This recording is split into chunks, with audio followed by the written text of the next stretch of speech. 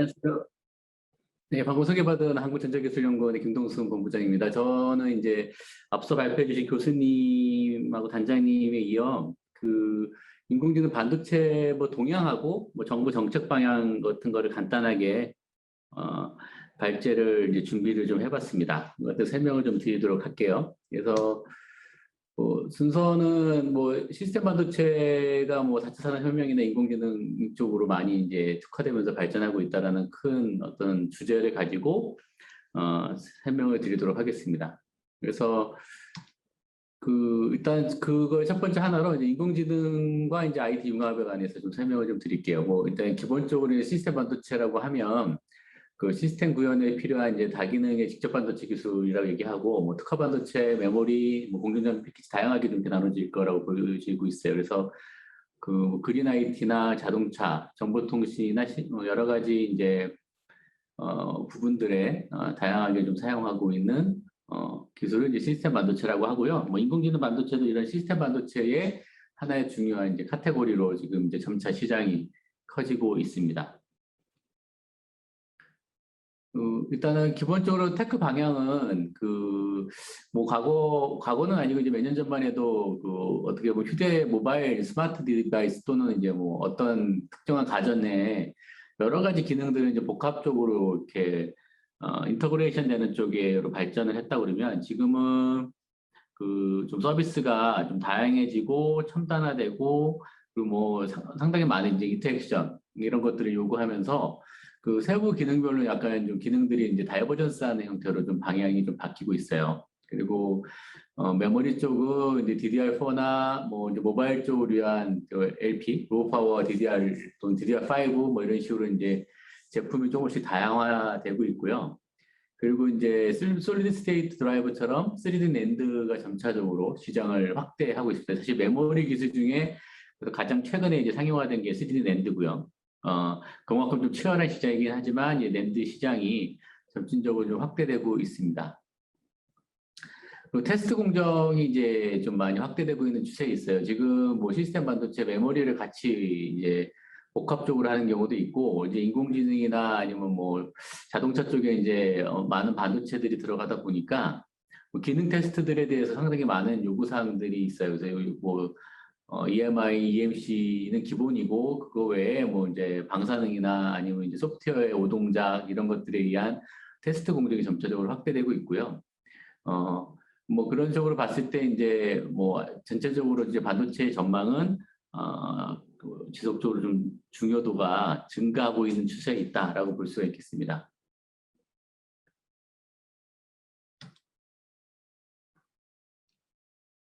네, 그래서 이제 어떻게 보면 이제 다이버전스라는 얘기 했지만, 궁극적으로 얘기는 통합화해서 이제 연결성 강화로 가고 있다라고 보시면 될 것 같고요. 이런 테크의 변화는 2017년부터 두드러지게 좀 나타나고 있습니다. 그래서, 어떤 연결성 강화가 좀 더 많은 대두가 되면서, 제한적이지만 성능 확대가 이제 확대가 이제 대안되고 있고, 그리고 이제 2021년 서비스에서 메타버스에 대한 기술의 도입이나 인공지능 기술들에 이제 되고 자동차의 전장화 이런 것들이 되면서 상당히 이제 성능이 이제 여러 가지 스마트워치 등이나 VR 글래스나 이런 쪽으로 점차적으로 이제 연결성이 강화되는 형태로 발전되고 있습니다. 여기에 이제 자율주행 전기 수소자동차, AR, VR 이런 것들이 이제 많이 얘기가 되고 있고요. 지금 이제 어떻게 보면은 각 개별 제품의 성능 향상은 과거 대비로 약간 세츄레이션은 아니지만 증가 폭이 조금 둔화되어 있는 형태고요. 대신에 이제 폼팩터 중심으로 좀 변화가 좀 일어나고 있는 형태라고 볼 수가 있겠습니다. 시스템적인 측면에서는요.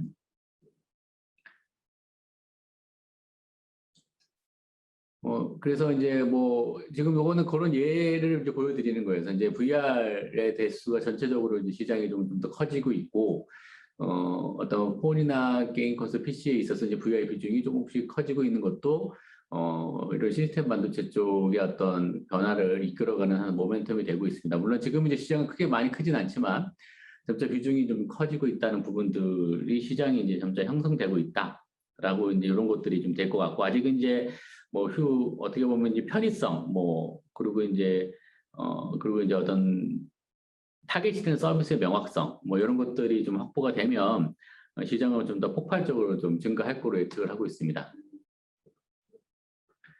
네, 그래서 지금은 뭐 반도체 디스플레이 산업은 장기적인 성장 경로에 있다라고 얘기를 하고 있어요. 근데 그런 일면에는 그 과거에 이제 뭐 퍼스널 컴퓨터에서 모바일 컨슈머로 넘어갔던 어떤 스마트폰, 이게 이제 큰 어떤 맥이었다 그러면 이제 4차 산업혁명이나 뭐 혁명에 의해서 하는 협업 로봇이나 아니면 전기 뭐 자동차, 그린 뉴딜이 들어가면서 이제 탄소 중립되면서 전기 자동차, 수소 자동차 뭐 이런 어떤 새로운 것들이 계속 나타나고 있거든요. 그래서 이제 그런 것들이 어떤 성장 모멘텀으로 돼서 기술이 개발되고 제품이 탄생하면 그게 이제 또 성능 향상뿐만 아니라 또 제품 업그레이드, 또 신시장을 또 만들어내는 형태, 이런 선순환 제품과 기술의 선순환 사이클이 지속적으로 발전되고 있어서 당분간 이제 반도체 디스플레이 쪽은 성장 일로에 있다라고 예측을 좀 하고 있는 현 상황입니다.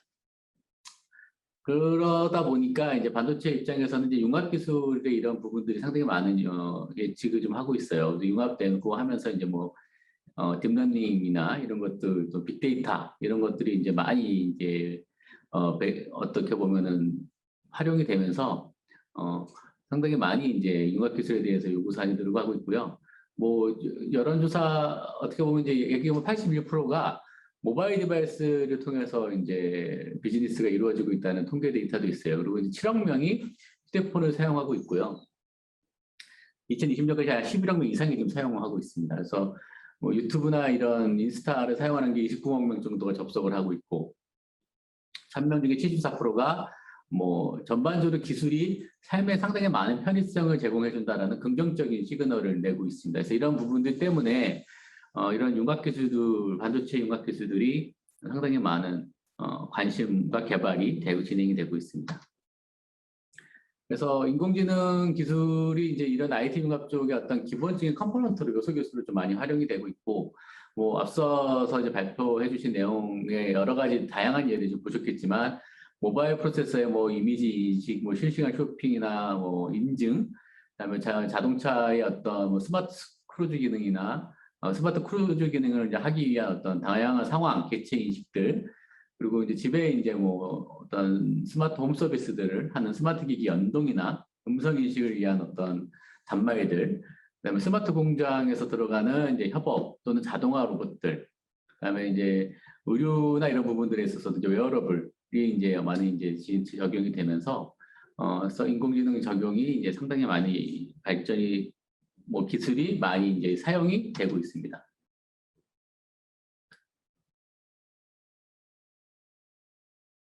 그래서 발전 방향은 이제 현재는 뭐 IoT, 뭐 유비쿼터스형 경량 인공지능 기반으로 이제 많이 발전을 하고 있어요. 그리고 이제 근미래는 이제 강화 인공지능이라고 다양한 복잡한 문제를 해결을 하려고 지금 많이 이제 근미래 상황으로 가고 있는 상황이고요. 미래에는 이제 뭐 슈퍼 인공지능, 아니면 이제 독립형 인공지능 이런 쪽으로 이제 발전하는 형태의 로드맵으로 발전을 좀 하고 있습니다. 그래서 인공지능이 뭐 지금은 이제 스마트카나 스마트폰이나 이런 검색 엔진, 가전기기 등에 이제 들어가고 있는 형상에서 이제 어느 정도 이제 특정 분야, 의료 진료나 뭐 이런 개인 어떤 서비스 생활 등에 이제 좀 더 깊게 인볼브가 되는 형태가 될 것 같습니다. 그래서 뭐 실제적으로 이제 로드맵을 좀 더 보면요, 뭐 KT 경제경영연구소에서 2015년에 발표된 걸 조금 고쳐봤는데 전체적으로 이 로드맵이 크게 다르게 움직이고 있지는 않아요. 그래서 지금 우리가 사는 이쪽 지금 현재 상황에서는 금융상담, 자동 통번역, 드론 무인차, 자율배송, 맞춤형 의료 진료 이런 형태에 대한 서비스들이 조금씩 시장에 이제 파일럿으로 테스트되고 있는 상황이고요. 이제 2030년 이후부터는 뭐 스마트 크루즈가 모두 고도화될 것 같고, 그거 외에 이제 가정용 로봇이나 무인 스마트 팩토리나 금융 병류 등에 있어서 특정한 부분에 있어서는 이제 자동화가 이루어질 수 있는 형태로 전문 분야까지도 이제 확장될 거로 예상을 하고 있고요. 인공지능의 특징에 지금 맞게끔 서비스가 좀 확정될 것 같습니다. 그런 이제 이런 인공지능 역사를 좀 볼게요. 그러면 인공지능은 사실은 뭐 최근 어떤 이론은 아니죠. 그가 옛날부터 좀 나왔던 개념입니다. 그래서 그 과거에 이제 뭐 어느 정도 이제 관심을 받았다가 또 어느 순간에 또 이제 그쪽 인력 그 연구 부분이 좀 줄어들었다가 이걸 계속 반복하고 있었거든요. 근데 거기에는 이제 어떤 액셔너블한 인텔리전스, 그러니까 실행 가능한 어떤 그 인공지능 기능이 지금 최근에 이제 컴퓨팅 파워가 증가하면서 가시화돼서 이제 지금 많은 관심을 더 많이 갖게 됐다라고 볼 수가 있겠어요. 그래서 뭐 거슬러 올라가면 그 69년도에 이제 다중계층 학습이라고 이제 그게 좀 나오면서 이제 했던 거고, 89년에 이제 많이 들어보셨던 백프로파게이션, 뭐 역전파 개념 이런 것들이 이제 하나씩 이제 발전하고 2006년에 이제 딥러닝이라는 개념이 나오면서 지금 이제 많이 활용이 좀 되고 있죠. 그래서 이제 기존 인공지능 모델의 그 문제점은 점차적으로 과거부터 조금씩 개선이 좀 되고 있었고, 거기에 이제 하드웨어 발전이 이제 크게 받쳐주기 시작합니다. 그래서 이제 매년 20% 향상됐던 어떤 CPU의 어떤 성능들, 거기에 이제 GPU의 어떤 그 또는 NPU 요즘 조금씩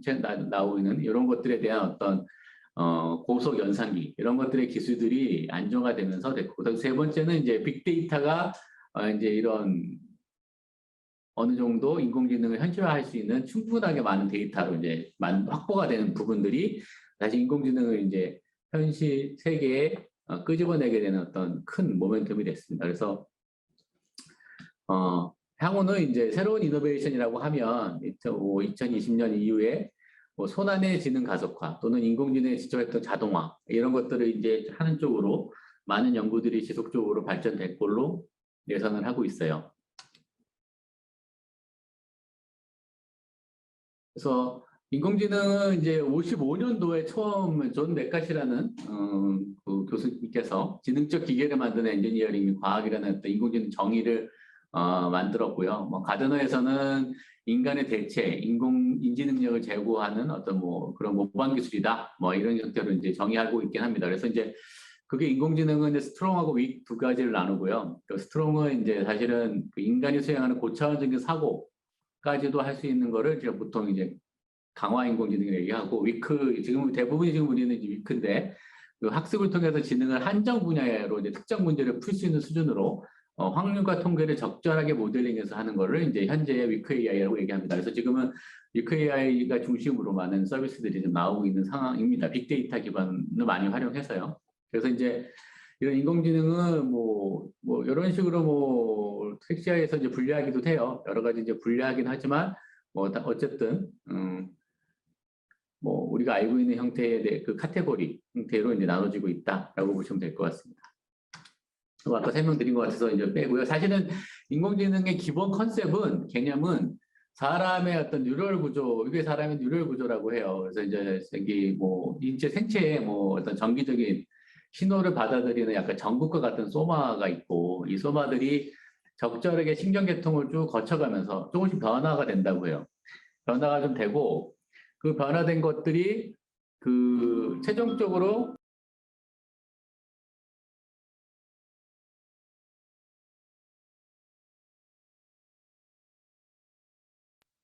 안내방송이 좀 나와서 잠깐만 기다리겠습니다.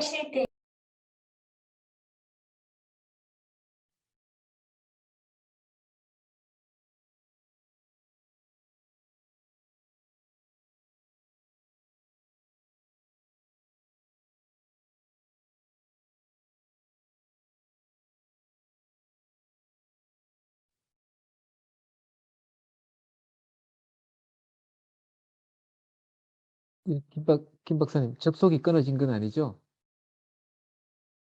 연구원에서 점심때라 안내방송에 나와서. 예, 알겠습니다. 예.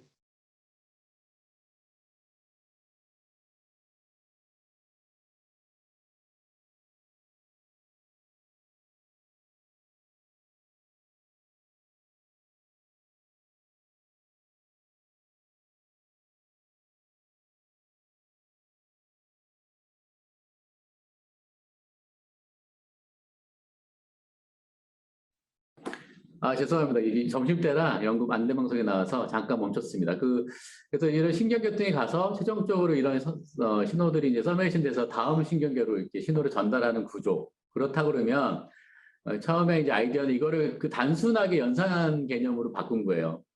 들어오는 신호가 신경계통을 떠날 때는 뭔가 곱해진 걸 보고 그런 것들이 어쨌든 어떤 다양한 상관관계로 가다가 최종적으로는 더해져서 다음으로 넘어가겠다라고 일단은 이런 뉴런 모델을 모델링한 게 시작이었습니다. 그래서 모든 인공지능 딥러닝에서 쓰는 기본적인 가속기 구조는 들어오는 인풋이 웨이트라는 거를 곱해지고 그런 웨이트가 적절하게 중간중간에서 뭔가 교차가 되고 최종적인 거는 이렇게 서메이션 돼갖고 뭔가 이제 스레스홀드나 뭐 어떤 적절한 웨이트 조정을 받은 다음에 계속 이게 이제 전파가 돼서 최종적으로 어떤 값으로 수렴하는 걸 가지고 의미를 해석을 하는 형태로 됐어요. 그러니까 보시면 이제 지금 요거를 그대로 뭔가 연산 개념으로 바꿨기 때문에 누가 봐도 상당히 많은 고생과 상당히 많은 덧셈이 상당히 많이 병렬적으로 일어난다는 게 이제 기본적인 인공지능의 딥러닝 반도체 구조라고 볼 수가 있겠습니다.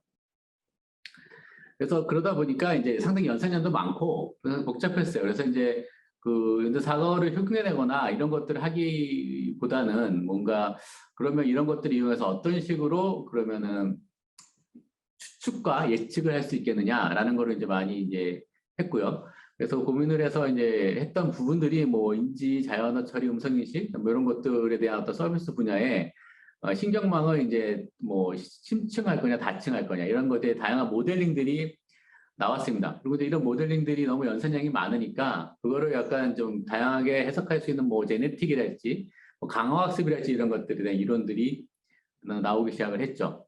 하지만 이제 우리가 이제 기본적으로 그 이면에는 이제 어떻게 보면 확률과 통계를 뭐 베이지 정리나 이런 특정한 모델링을 기반으로 해서 만들어 놓은 그런 그거를 연산을 그 뉴럴 모델 기반으로 한다라는 어떤 기본적인 개념은 그대로 유지가 좀 되고 있어요. 그래서 뭐 공부하신 분들은 뭐 많이 들어보시겠지만 확률 기반의 뭐 베이지 정리 이런 것들이 인공지능의 어떤 가장 기반적인 이론이 되고 있습니다. 그리고 이제 그것들의 모델링을 구현하는 게 뭐 다중 구조 신경망 이런 형태로 여러 가지 내용도 좀 나오고 있고요. 네, 그런 것들을 이제 하나씩 시행착오를 거치면서 진행을 했습니다. 네, 그래서 이제 이런 어떤 확률 기반으로 하다 보니까 그 일반적으로 인공지능은 두 가지로 나눠요. 그리고 학습하고 그다음에 이제 그걸 액션하는 어떤 추론 이 두 가지 스테이지로 나누고요. 그런 것들을 이제 효율적으로 하기 위해서 이제 분류와 군집화, 또 추출 이런 것들을 이제 해야 됩니다. 그래서 이제 인공지능을 하려고 그러면 그 빅데이터를 바로 쓸 수는 없고 레이블링이나 적절한 어떤 처리를 좀 해줘야 돼요. 그룹화 클러스팅, 그 목적에 맞게끔 그런 거를 해서 확률 모델에 이제 매핑을 시키는 작업들이 상당히 중요한 이제 작업이다. 네, 데이터 해석이 상당히 이제 중요한 어떤 카테고리로 이제 많이 이제 대두가 되고 있습니다.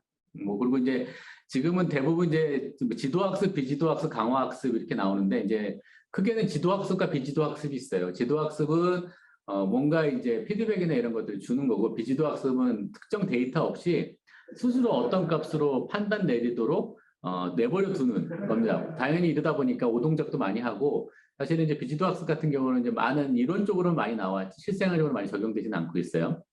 강화학습은 이제 그 지도학습을 좀 더 이제 비지도학습 스타일로 많이 하려고 하고 있어요. 왜냐하면 특정 확률 기반으로 하고 있기 때문에 데이터가 충분하지 않은 경우에 대한 오판이 항상 발생할 수가 있거든요. 그래서 이제 이런 것들을 해결하기 위해서 중간중간에 이미 이제 학습이 돼서 실행단에 있을 때, 그러니까 리워드, 그러니까 보상 개념을 이제 중간중간 줘서 데이터를 계속 업데이트하면서 학습을 이제 반복적으로 할 수 있는 형태의 어떤 형태가 이제 강화학습이라고 보시면 될 것 같습니다. 지금 이제 대부분 이런 강화학습이 많이 백그라운드로 좀 많이 이제 들어가 있습니다.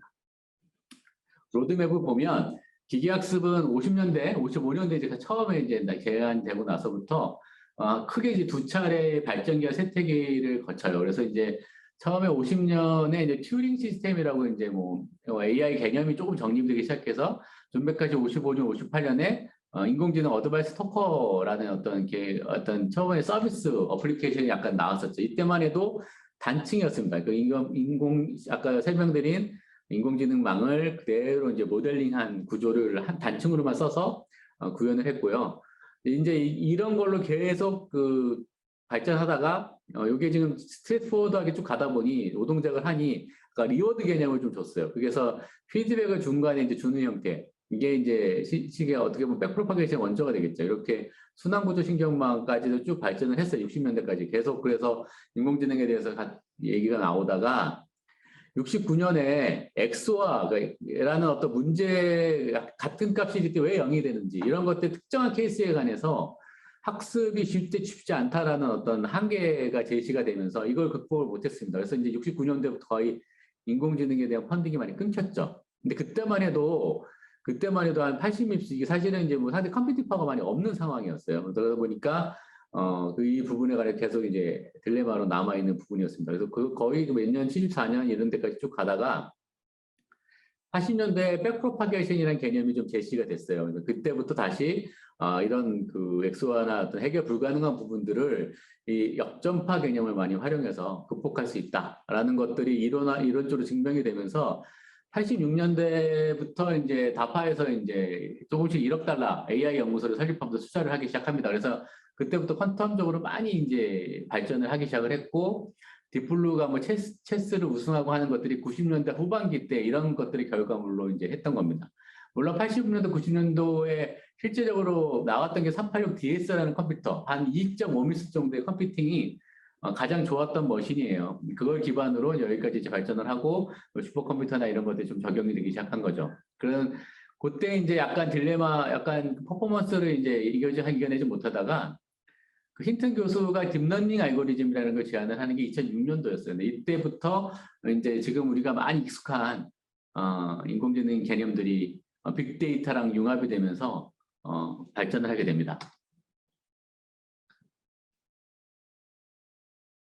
네, 그래서 이제 그때부터 지금 상당히 여러분들이 많이 아시는 뭐 얀레쿤이나 이런 쪽에 상당히 많은 부분들이 뭐 알파곤 이런 것들이 이 힌튼 교수의 제자들 모형 쪽에서 쭉 스플릿 되면서 지금 이제 딥큐나 이런 네트워크들, 알파고 서버나 이런 것들이 쭉 건턴이 발전하고 지금 이제 발전을 하고 있는 거죠. 뭐 과거 대비 2012년 대비 실제 지금 한 11배 이상 컴퓨팅 파워, 뭐 스토리지 파워 이런 것들이 상당히 많이 발전됐던 부분들, GPU를 사용했던 부분들, 뭐 테라급 이상의 어떤 연산 기능들 이런 것들이 많이 이제 이런 것들을 가속화하는데 많이 도움을 줬습니다. 그래서 이제 빅데이터, 컴퓨팅 파워, 딥러닝 이 세 가지 키워드가 사실 지금 우리가 익숙한 AI의 어떤 기본적인 이론입니다. 그래서 역사를 좀 다시 한번 정리하면 단층에서 단층 순환 구조로 갔다가 다층 구조로 넘어갔다가 역전파게이션이 나오고 거기에 이제 그 다음부터 이제 확률 모델이라는 게 적용이 되면서 지금 여러분들이 알고 있는 CNN이나 RNN 같은 특정 목적의 딥러닝 기반이 이제 확립이 됐고요. 그리고 이제 이걸 이제 뭐 서로 다른 어떤 딥러닝 엔진끼리 컴피티션하고 리워드를 주고받는 형태의 어떤 복합적인 구조로 되는 게 이제 DQ 네트워크입니다. 그래서 이제 이런 3D 형태의 구조로 바뀌고 네트워크가 좀 바뀌었다고 보시면 될 것 같아요. 그래서 이런 형태로 발전하면서 상당히 많은 정확도가 향상이 됐고 많은 데이터를 처리할 수 있게 됐습니다. 그래서 이런 신경망은 이제 뭐 딱 보시면 이제 설명 들어보시 아시겠지만 일단 학습 데이터가 되게 많이 중요해요. 학습 데이터가 이제 많이 부족하면 여러 가지 이제 오후 추측하는데 이제 에러가 발생을 하고요. 그리고 이제 학습을 많이 해서 무엇을 분류해야 될지 모르는 어떤 경우가 발생할 수 있어요. 그래서 이제 데이터를 정말로 잘 클러스팅하는 게 중요합니다. 이게 오버 트레이닝 또 오버 피팅이라고 얘기하는데 왜냐하면 확률은 상당히 큰 모범 집단에서는 확률은 어차피 일로 수렴할 수밖에 없거든요. 그렇기 때문에 부적절한 데이터로 너무 많은 오버로 러닝을 하게 되면 수렴하는 형태가 그러니까 어떻게 보면 결론적으로 하나로 갈 수밖에 없어서 오버피팅 문제가 있어요. 그래서 적절하게 데이터를 활용하는 게 중요하고 그리고 이제 그런 면에는 이제 컴퓨팅 파워가 지금 많이 좋아지긴 했지만 아직도 학습을 위해서는 상당한 많은 컴퓨팅 파워가 필요하다. 서버 이상이 필요하다. 그리고 이게 또 확률 모델을 기반으로 했기 때문에 확률 모델이지만 또 경우의 수가 한정되어 있는 어떤 데이터 상황에서의 확률 모델이에요. 그렇기 때문에 로컬 옵티마, 약간 추측을 했지만 정확하게 추측하지 못하는 에러 바운드가 있다라는 게 이제 신경망의 한계점입니다. 그래서 딥러닝은 이제 그런 거를 좀 실생활에 문제가 없게 많이 이제 가공을 해서 사용을 하고 있는 게 실제고요. 그래서 뭐 그리고 지금은 이제 CPU, GPU를 좀 활용한다는 게 좀 많은 딥러닝의 어떤 큰 기술적인 하드웨어적인 특징이라고 볼 수 있겠습니다. 그리고 에러도 많이 확보 정원이 됐고, 그래서 이제 순환준 신형 신경망을 선택해서 그래서 이제 어쨌든 현재까지 이제 보편화된 기계학습 알고리즘이나 이런 것들은 아직까지는 뭐 했지만 알파고가 사실은 이제 바둑 4판 이기는데 한 2년 정도가 필요했어요. 그만큼 이제 많은 어떤 시행착오나 이런 것들이 좀 기계학습의 알고리즘 모델링 이런 것들이 상당히 많은 형태로 이제 개선이 좀 됐고, 그래서 일단은 아직까지는 어떤 특정 분야에 어떤 기계학습 메커니즘, 어떤 확률 모델이 최적이다라는 건 없습니다. 그래서 이제 그런 것들을 찾아내는 게 아직까지 남은 이제 이론적인 숙제고요. 그리고 이제 모바일에서는 아직 그렇기 때문에 인공지능을 이제 하기가 좀 아직까지는, 왜냐하면 모바일 AP가 여기 한 30에서 60만 비트 수준 정도가 다다라야 약간의 어떤 경량 인공지능이라도 이제 할 수가 있는데, 아직 거기에는 이제 크게 많이 못 미치고 있는 상황이죠. 네, 그래서 이제 그 힌팅교수 제안한 딥러닝 뭐 이후에 CNN, RNN을 발전을 하고 최근에는 이제 뭐 딥큐 네트워크, 약간 계층, 약간 3D 계층 두 가지 서로 다른 네트워크끼리 컴피티션 하면서 약간 백프로파게이션이 약간 형성된 개념이죠. 이런 것들이 이제 발전하면서 할 수 있습니다. 지금 이제 뭐 오픈소스도 뭐 포트 엔진에 이런 것도 계속 오픈되고 있어요. 그래서 이런 것들을 모델을 통해서 데이터, 영상 처리에 있어서는 많이 이제 상당한 레벨로 많이 올라와 있는 상황입니다. 네, 그래서 이제 뭐 이런 것들이 이제 보편성 확보가 아직 좀 부족하지만 지금은 대부분의 기술들이 이런 보편성 확보를 위해서 치열하게 이제 경쟁이 좀 되고 있고, 그리고 집단 문제 해결이라고 해서 뭐 오픈 소스를 적절히 활용해서 집단 지성을 이용해서 좀 많은 것들에 관한 이론들이 조금씩 업데이트되고 제한되고 있습니다. 네, 뭐 지금 뭐 컴퓨팅 파워가 이제 단체 신경망은 한 3립스 정도, 그 당시 인텔 386 정도 퍼포먼스였고요. 지금은 이제 뭐 간단한 피드포워드 신경망 99년도에 제한된 것들을 하려고 해도 3000 미스 정도가 요구돼요. 라즈베리 파이 3가 한 6400 미스 정도, 2015년에 발표된 게 이 정도니까 어느 정도 이제 컴퓨팅 파워가 필요한지는 이제 예측이 되시죠. 그래서 이제 개인 컴퓨팅 파워가 2000년 중반을 넘어서서 어느 정도 많이 이제 발전되기 있겠지만, 뭐 승률 70%의 알파고 자원이 CPU 1200개 정도 썼고 GPU가 176개 정도 썼다라고 얘기를 하거든요. 뭐 GPU가 이제 뭐 1000 테라플롭스 이상도 필요한 거고, 그만큼 이제 컴퓨팅 파워에 있어서는 또 모바일 쪽으로 넘어가기에는 상당히 많은 이제 해결해야 될 문제들이 좀 발생을 하고 있습니다. 네, 그 같은 얘기고요. 그래서 이제 알파 같은 이제 큐 딥러닝 같은 네트워크가 고도화로 하기에는 뭐 당분간은 좀 어려울 거라고 보여지고 있어요. 그래서 지포 컴퓨터나 이런 것들 기반으로 많이 지금 가장 빠른 게 뭐 중국 테너 2가 이제 33 펜타플롭스 정도라고 얘기하니까 뭐 더 많은 기술 모바일 쪽에 대해서는 아직도 숙제가 많다라는 게 이제 뭐 얘기가 되고 있고요. 그래서 이제 하드웨어에 대한 그 모바일 단말의 어떤 지능 실현은 30만 미스 정도가 이제 필요할 거라고 예상이 좀 되고 있고, 그리고 이제 그런 클라우드나 빅데이터를 적절하게 중간에서 뭔가 매니플레이션 하는 기술들이 좀 어느 정도 프레임워크가 좀 확립이 돼야 될 거로 예측을 좀 하고 있습니다. 그래서 뭐 어쨌든 그렇지만 점차적으로 이제 실행 가능한 액션어블한 인텔리전스로 조금씩 발전을 하고 있고, 그게 실생활에 조금씩 적용이 되고 있다라는 거를 이제 보시면 될 것 같습니다. 네, 그거에 같은 내용입니다. 그래서 이제 그것도 참고 삼아 보시면 될 것 같아요. 지금 이제 뭐 기본적으로 나와 있는 게 엑소스 8 정도가 한 11만 밉스 정도니까 2016년에 나왔던 게 20년대도 요거 사실은 이제 퍼포먼스가 20만 밉스를 넘어가지 못하고 있어요. 19, 18 정도거든요. 그래서 그런 것 정도로 아직까지는 이제 모바일 쪽은 한계가 좀 있는 상황이고요. 그래서 서버에서 데이터 좀 많이 주고받아야 되는 상황입니다. 그래서 창업적 성공을 위한 플랫폼 환경이 많이 부족하고 이것들 개선이 좀 필요하고요. 네, 그리고 이제 점차 이제 이런 것들, 이런 컴퓨팅에 대한 문제점을 해결하기 위해서 내 모방형이라고 해서 뭐 뉴로모피랄지 뭐 이런 것들이 좀 많이 이야기가 되고 있습니다. 그리고 이제 GPU가 아닌 딥러닝을 위한 특별한 가속기 NPU라는 개념들이 좀 많이 이야기가 좀 되고 있고요. 그래서 이제 뉴로모피 또는 이제 딥러닝용 가속기 NPU 이런 것들이 좀 가속화되면서 점차적으로 컴퓨팅 파워에 대해서 이제 해결을 하려고 하는 R&D들이 좀 반도체 쪽에서 진행이 좀 되고 있습니다.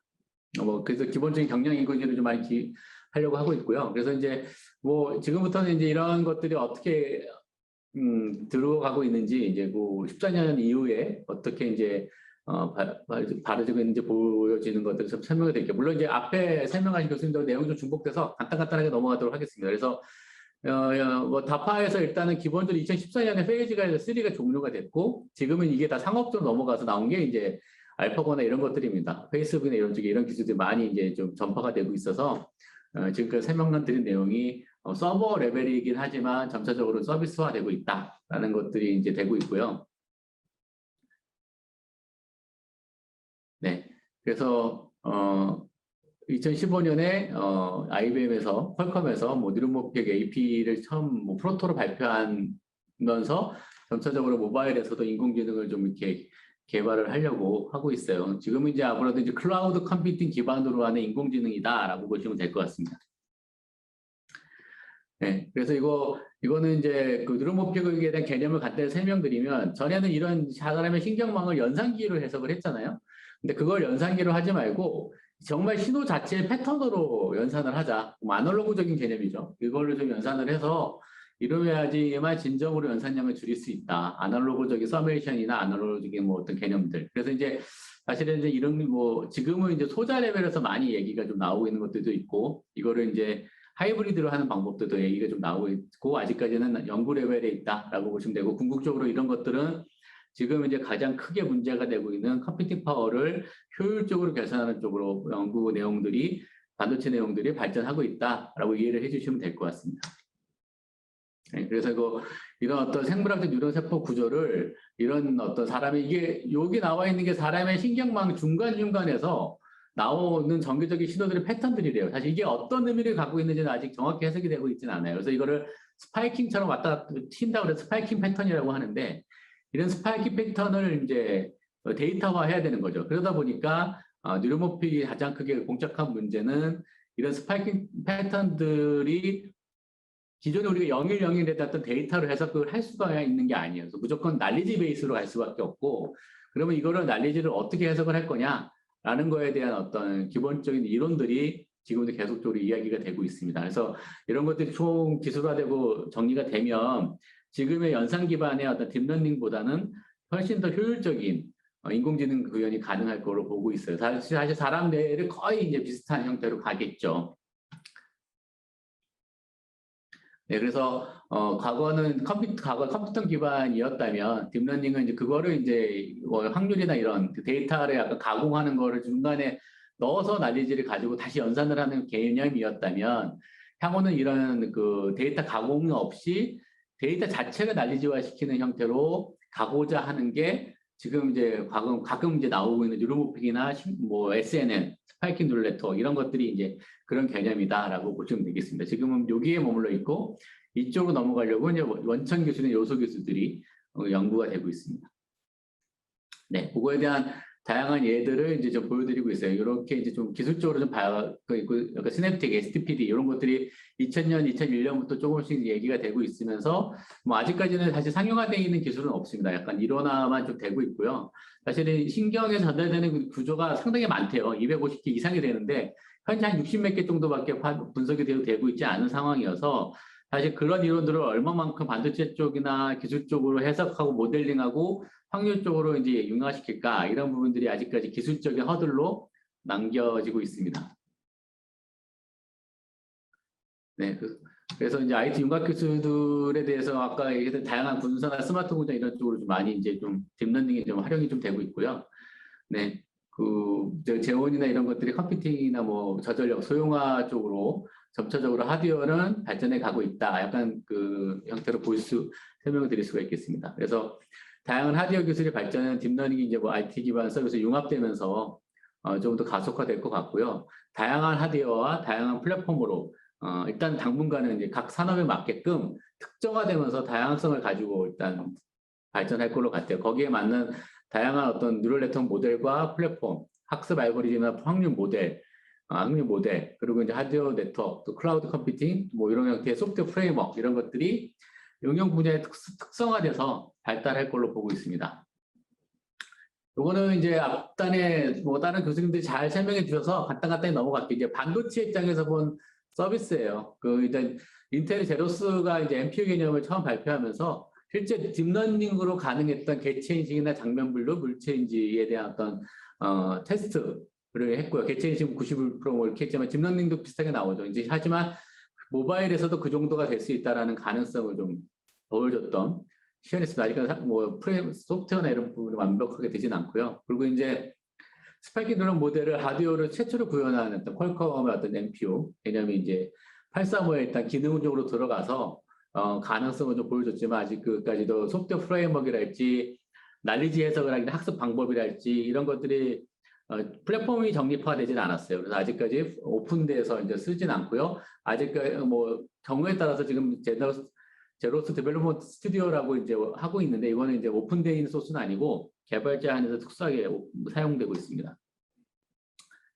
그리고 이제 뭐 경량형 AI라고 해서 제너럴 비전, 인텔에 합병되긴 했지만 인텔에서 기술 이전에 가긴 했지만 간단한 패턴 매칭이 가능한 것들을 이제 뭐 사실 이거는 이제 약간의 딥러닝 단층 뉴럴 네트워크를 약간 좀 재해석한 거예요. 그러니까 뭐 약간 뭐 모델에 의한 어떤 온오프 개념으로 만드는 형태로 해서 보팅 개념을 좀 적절히 섞어서 한 경량형 인공지능이 뉴럴맵이라고 제너럴 비전에서 이제 했고 이거를 인텔이 기술 지원해서 뭐 약간 모바일용 경량형 그 드론용 프로세서를 이제 발표하기도 했습니다.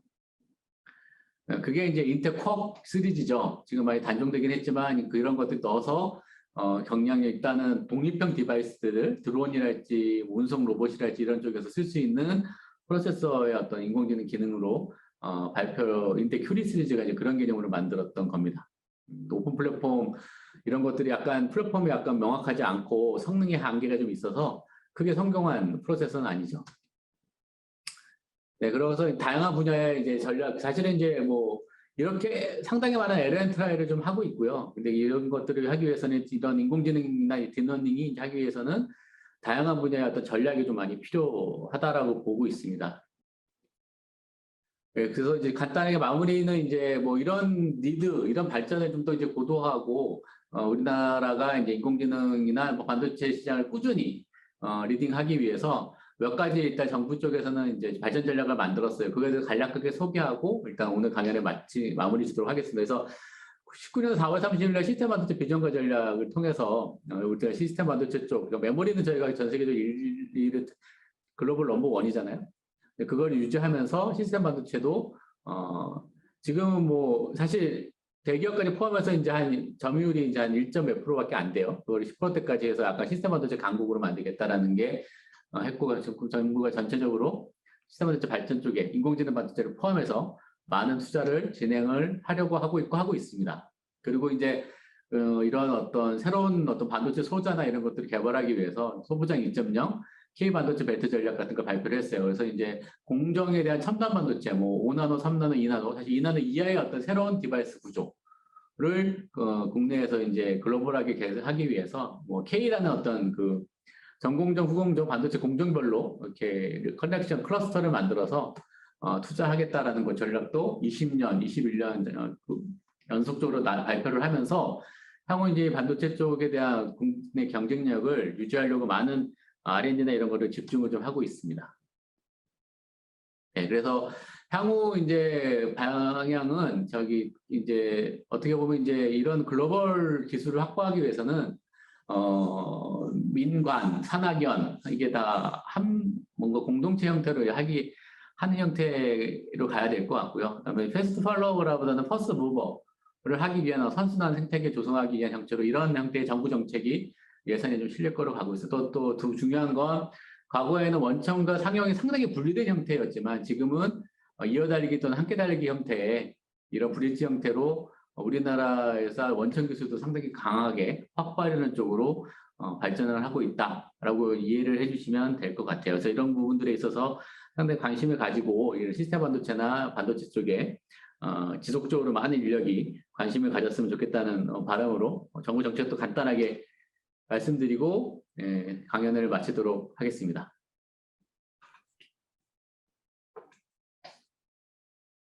예, 김 본부장님, 발표 감사드립니다. 그러면 이것으로 오전 세션은 마치는 걸로 하고요. 오후 세션에 또 세 분의 교수님께서 발표해 주실 텐데요. 오후 세션은 오후 1시 반에 시작하도록, 같은 줌 링크로 시작하도록 그렇게 하겠습니다. 예, 감사합니다.